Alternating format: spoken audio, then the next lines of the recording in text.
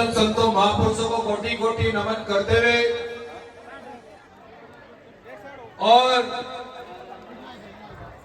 जिस आयोजन में आज यहाँ पर हम लोग पहुंचे हैं, एक ऐसे महान संत और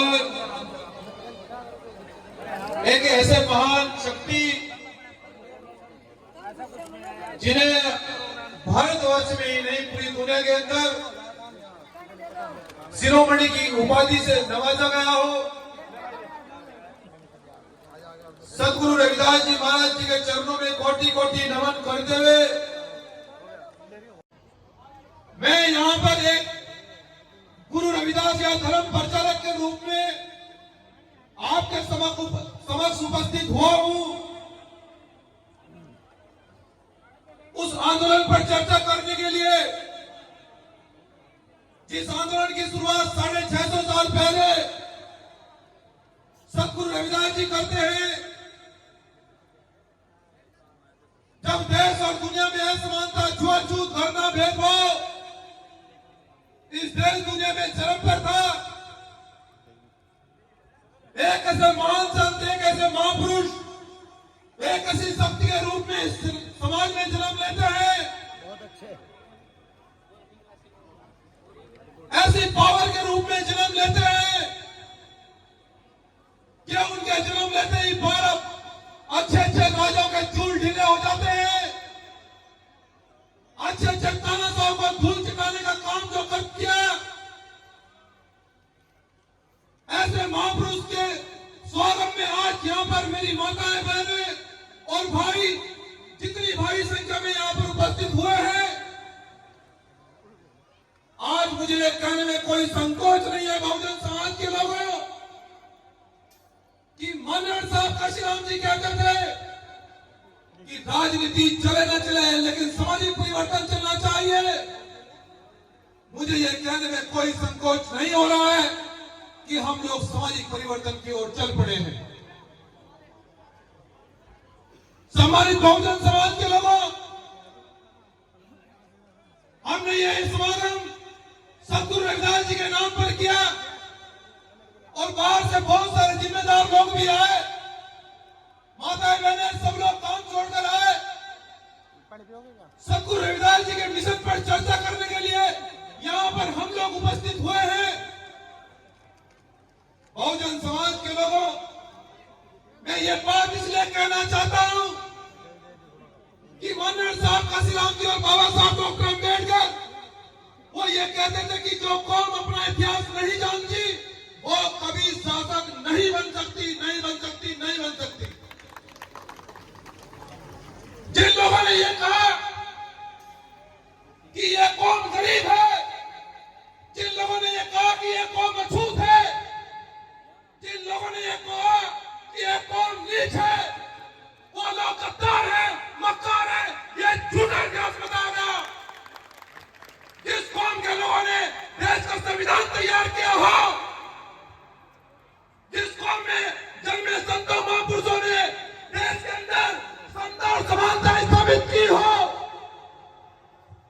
वो समाज कैसे अछूत हो सकता है? बहुजन समाज के लोगों, उस समाज के लोग कैसे नीच हो सकते हैं? उन नमक हरामों की हिम्मत इसलिए हमें अछूत कहने की हुई, उन लोगों ने हमें अछूत कहने की हिम्मत इसलिए की कि हमने गुरु रविदास जी को नहीं माना, हमने भूत प्रेतों को माना, उनके कलम में पैसे डाले, अपनी मेहनत कश कमाई के उनके बड़े बड़े घर बना दिए, अपने संतों महापुरुषों को भूल गए हम लोग। इसलिए उन नमक हरामों की हिम्मत हमें अछूत करने की हुई। लेकिन उस मिशन को, उस आंदोलन को आगे बढ़ाते हुए है बाबा साहब डॉक्टर अम्बेडकर एक ऐसे लौह पुरुष इस बहुजन समाज में जन्म लेते हैं और संविधान लिखते हुए कहते हैं कि आज के बाद रानी के पेट से राजा पैदा नहीं होगा, मजदूर किसान का बेटा भी राजा इस देश का हुक्मरान बन सकता है। और इस आंदोलन की शुरुआत जब सदगुरु रविदास जी 650 साल पहले करते हैं, बड़े बड़े तंग और राजा ये पूछते हैं गुरु रविदास जी से। अभी हमारे एक वक्ता ने कहा था कि महापुरुषों के दरबार में सारंग वेश में रहना चाहिए, ये हमारे महापुरुषों की विचारधारा है। मैं उनकी बात का बिल्कुल समर्थन करता हूं, क्योंकि महापुरुषों के दरबार में हम केवल सेवक हैं, नेता अभिनेता इस पंडाल से बाहर है। और मैं कार्यकर्ता के रूप में आपके बीच में पहुंचा हूं, गुरु रविदास के धर्म प्रचारक के रूप में आपके बीच में पहुंचा हूं। लेकिन मैं ये कहने के लिए आपका हूं, बहुजन समाज के लोगों, आखिर गुरु रविदास जी क्या चाहते थे? वो कैसी व्यवस्था चाहते थे जिनको पूरी दुनिया मान रही है? ऐसा उन्होंने क्या कहा? उन्होंने अपने उपदेश में ऐसी क्या बात कह दी कि पूरी दुनिया सर झुका रही है? ऐसी उन्होंने क्या बात कही? जब उन्होंने देखा कि एक समाज का व्यक्ति या दलित समाज का व्यक्ति, पिछड़े समाज का व्यक्ति, बहुजन समाज का व्यक्ति अगर कितनी भी मेहनत करेगा तो वह झूठी रहेगा, और दूसरे जो मनुवादी जिनको लोग कहते हैं, मनुवादी समाज का व्यक्ति कुछ नहीं करेगा, वो महान ही रहेगा। भाई ऐसा क्यों? गुरु रविदास जी ने कहा कि पंडित पुजारी को मत पूजिए, ज्ञानी को पूजिए। जब बड़े बड़े राजाओं महाराजाओं को पता लगा कि एक ऐसे समाज में जिसको अछूत कहा जाता है, जिससे घृणा करते हैं, जिसको तुच्छ भावना से देखा जाता है, उस समाज में एक ऐसे संत ने, एक ऐसे महापुरुष ने जन्म लिया है जो समानता की बात कह रहे हैं। जब बड़े बड़े राजाओं ने पूछा, रैदास क्या चाहते हो? गुरु रविदास जी ने कहा कि ऐसा जाऊं राज में जहां मिले सभी को और छोट बड़े सब समान बचे, गुरु रविदास रहे प्रसन्न। कि हम ऐसी व्यवस्था चाहते हैं कि जहां सबको रोटी मिले, सबको मकान मिले, सबको कपड़ा मिले, कहीं ऊंच नीच न हो, कहीं भेदभाव न हो। लेकिन क्या यह समाप्त हुआ? क्या आज भी समाज पीटा नहीं जा रहा? क्या आज भी हमारी बहनों का अपमान नहीं हो रहा? मैं बिल्कुल उनकी लोगों की बात से सहमत हूं कि जो लोग कहते हैं कि सामाजिक परिवर्तन के बिना राजनीतिक परिवर्तन नहीं हो सकता है। लेकिन ये क्यों हो रहा है? इसका मतलब गुरु रविदास जी का सपना भी पूरा नहीं हुआ है। अभी असमानता देश के अंदर है, और देश के अंदर असमानता इसलिए पनप रही है, उसका जिम्मेदार हम लोग हैं। क्योंकि हम लोग जितना मेहनत और मजदूरी का पैसा कमाते हैं, हमें मनुवादियों ने ये कहकर डरा दिया कि इसको नहीं पूजोगे तो बेटा मर जाएगा, इसको नहीं पूजोगे तो पति मर जाएगा, करवा चौथ का व्रत नहीं रखोगे तो पति मर जाएगा। अमेरिका में तो कोई पत्नी अपने पति का व्रत नहीं रखती है, तो अमेरिका में तो कोई नहीं मर रहा है, तो तुम्हें किस बात का डर है? तुम्हारे पास तो संविधान भी है बाबा साहब का, तुम किस बात से डरते हो बहुजन समाज के लोग? मैं आपसे पूछना चाहता हूं, और जिस महापुरुष ने भारत को संविधान दिया, जिस महापुरुष ने एक देश और दुनिया के अंदर शिरोमणि की उपाधि से जिनको नवाजा गया हो, और उस समय की बात है जब कोई लड़ने वाला नहीं था, जब कोई समानता की बात करने वाला नहीं था, सोचिए वो संत कितने महान होंगे। जब हमारे बाप दादा महान हो सकते हैं, जब हमारे बाप दादा देश के संविधान के निर्माता हो सकते हैं, तो हम अछूत कैसे हुए भाई? हम लोग नीच कैसे हुए? उन लोगों से पूछो जो नमक हरामी हमें अछूत करते हैं। इसलिए भीम आर्मी ने कहा कि जैसी जो आवाज में समझेगा उसे समझा दिया जाएगा। इसलिए भीम आर्मी का जन्म हुआ।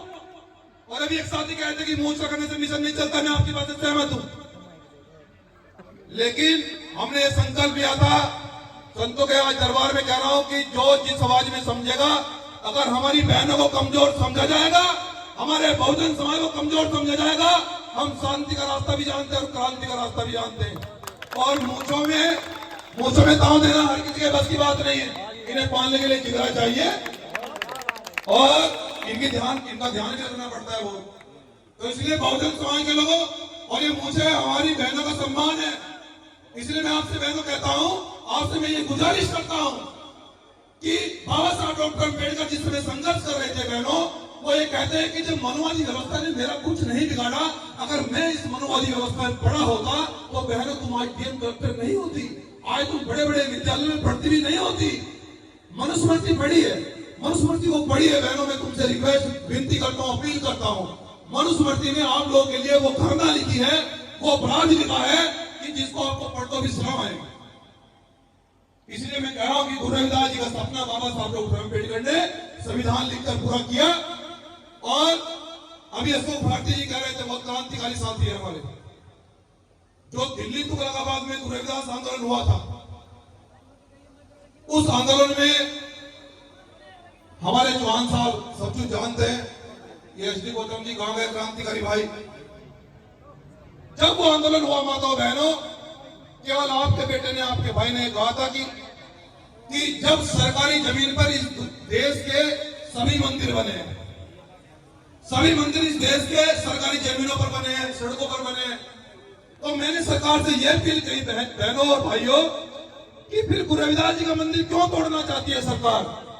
जानते हैं क्यों? क्योंकि गुरु रविदास जी का मंदिर अगर दिल्ली में रखा जाएगा तो कोई भी पंडा पुजारी असमानता की हिम्मत नहीं करेगा।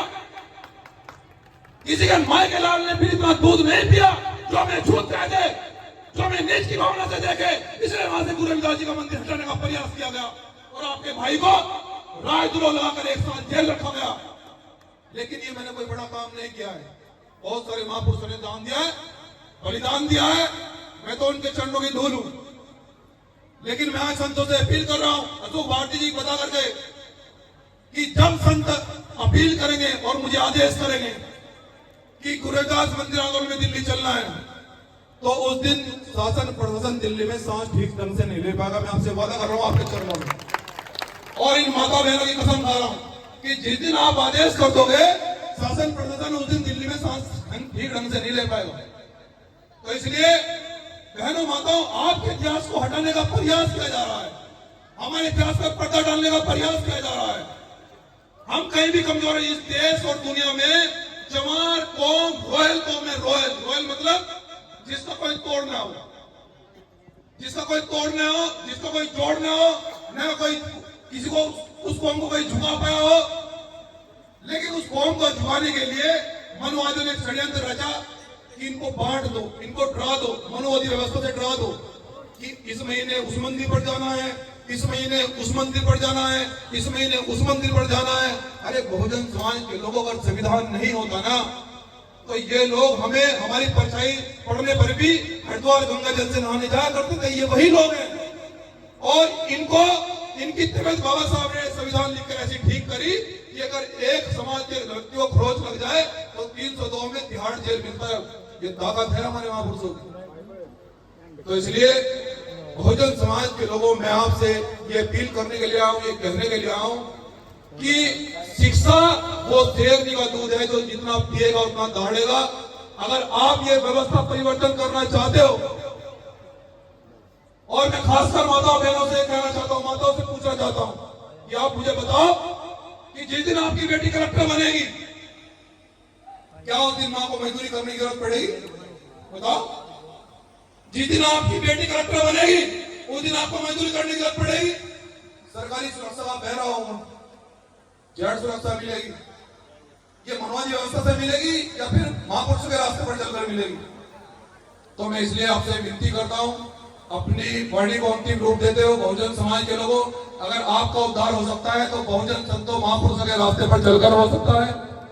अगर आप इस देश में इस व्यवस्था परिवर्तन चाहते हो तो आओ, बहुजन संतों महापुरुषों के विचारधारा पर चलो, मनोवादी व्यवस्था खत्म करो, और जो दान देना है, जो जितना पैसा खर्च करना, मैं आपसे बात और कहना चाहता हूं कि सतगुरु रविदास जी के दरबार में करो। और क्योंकि बहुत सारे डेरे हमारे, सतगुरु निरंजन दास जी महाराज, सतगुरु समनदास जी महाराज, क्योंकि समनदास जी महाराज एक ऐसी परम शक्ति हुई है जिन्होंने अपने अंतिम समय तक इस समाज में परिवर्तन किया है। समनदास जी वो शक्ति है। और मैं थोड़ा, जो हमारे बीच में आज उपस्थित नहीं है, लेकिन उनकी आत्मा और उनका आशीर्वाद हमारे ऊपर है। जब संत प्रद्युमन दास जी उपदेश देते थे, जब भी हमसे भेंट होती थी, तो मुझे वो कान में एक बात कहा करते थे कि मंजीत नोटियाल, याद रखना बहुजन समाज परिवर्तन करने वाला है। और ये भीड़, ये समाज आज 1 बजे यहां बैठा हुआ बता रहा है, ये इस बात का स्पष्टीकरण दे रहा है कि ये बहुजन समाज न झुकेगा न रुकेगा, अब इस देश में शासन करने वाला है। जय भीम, जय गुरु रविदास।